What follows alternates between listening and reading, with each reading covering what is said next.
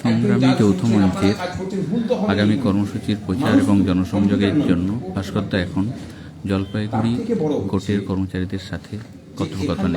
কর্মচারী যে র্যাঙ্কে কাজ করে যে পরিমাণ পরিশ্রম করে যে টাকা পান, পাশে ঝাড়খণ্ড রাজ্য চলে যান 3 গুণ বেতন বেশি। মানে এই বৈষম্যটা নিয়ে আমাদের লড়াইটা, যে আমরা কিন্তু কোনো সময় বলছি না যেটা পূর্বে আমাদের এখানে কর্মসংস্কৃতি ছিল যে কাজ করতে হবে না, বসে থাকো। আমরা সংগ্রামী যৌথ মঞ্চ বলছি যে আমরা কাজটা 100% করব, কিন্তু আমার পারিশ্রমিকটাও তোমাকে 100% ন্যায্য বুঝিয়ে দিতে হবে, এর বাইরে আমরা কিছু বুঝি না। এই জায়গাতেই লড়াই, আমি দাঁড়িয়ে বলি, তাহলে সুবিধা হবে। আচ্ছা ভাস্করদা, আপনার তো মানে ওটা শুরু করার আগে আমাদের একটুখানি ইয়ে আছে, ওইটা করে দিয়ে তারপরে আপনি বলেন। হ্যাঁ, এক মাসে একটু আচ্ছা আই মসজিদা তার নাম কেমন আর হোয়াটসঅ্যাপ নাম্বার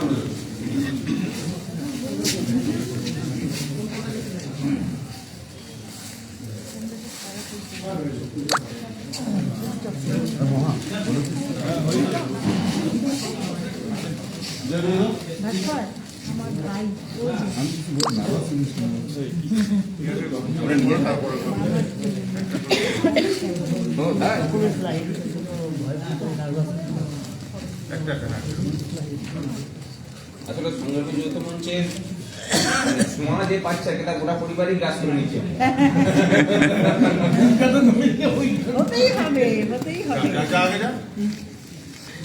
এখন দেখছেন ভাস্করদাকে কি সাদরে বরণ করে নিচ্ছেন এখানকার জলপাইগুড়ি জেলার পক্ষ থেকে।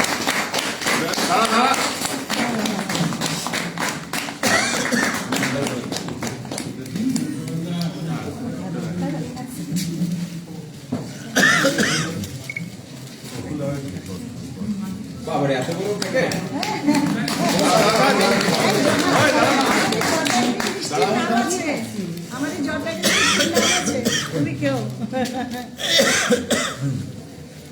আচ্ছা, আমাদের কাছে তো কোনো ইয়ে আছে না যে কজন আসছেন? এই সম্ভব হয়েছে, আমাদের গন্ডগোল হয়ে গেছে। আমরা 3টা উত্তরীয় আনছি, আমরা আমাদের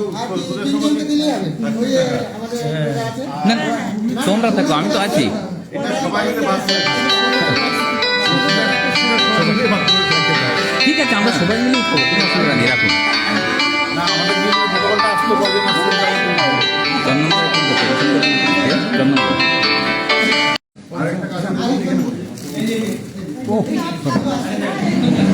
আমরা এখন আছি জলপাইগুড়ি কোর্টে।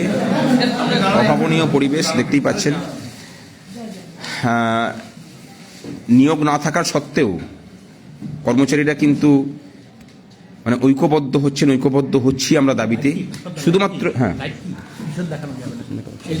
দেখাইনি, দাবিটা অন্য কিচ্ছু নয়। এই প্রথম হয়তো স্বাধীনতার পর থেকে কর্মচারীরা আমার আপনার বাড়ির ছেলে মেয়ের ভবিষ্যৎ নিয়ে চিন্তিত হয়ে পথে নেমেছেন।